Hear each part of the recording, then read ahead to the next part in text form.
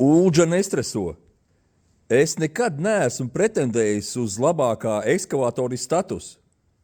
Es vadu uzņēmumu, un tad, kad ir kaut kādi, ka pietrūks bišķi darbinieki, tad es pats ielecu ekskavatorā. Es neesmu profesionāls ekskavatorists.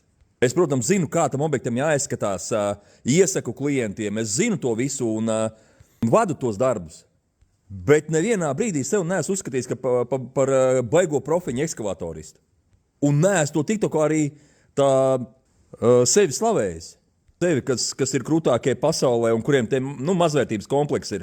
Tur no čangalērijas, kas sev cenšas pievērst uzmanību un stāsta, ka viņš ir krūtākais, lētākais. Un tur vēl man vesela čupa no čangalērijas raksta un no visurienes. Es nezinu, no kurienes jūs ņemat, kad es sevi uzskatu par krūtāko. Nekad to neesmu darījis un vairāk kārt esmu teicis. Ulģa, un es vēlreiz atkārtošos, man nav mazvērtības komplekss. Es necenšos kaut kā izrādīties TikTokā. Tāpēc es arī savu maizgriežamo nerādu. Man tikai un vienīgi ir viens mērķis – reklamēt savu uzņēmumu. Viss! Un konkrēti par to objektu mums ir saruna, kad nākošu gadu mēs braucam tur ar buldozeru līdzināt un braucam ar aerātoru, jo tagad, es tev pateikšu priekšā, ka tur ir dubļi, kad es izraku purvu, ka tur izlīdzināt nevar. Tu duraciņa, raksti tos komentārus trakos.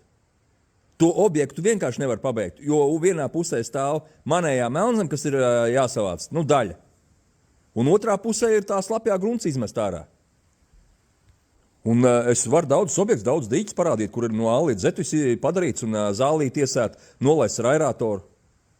Bet tu atskaties to Raiņa, es to vēlreiz ielikšu, paskaties to Raiņa atbildi par jums TikTok orangutāniem. Paskaties vēlreiz viņu.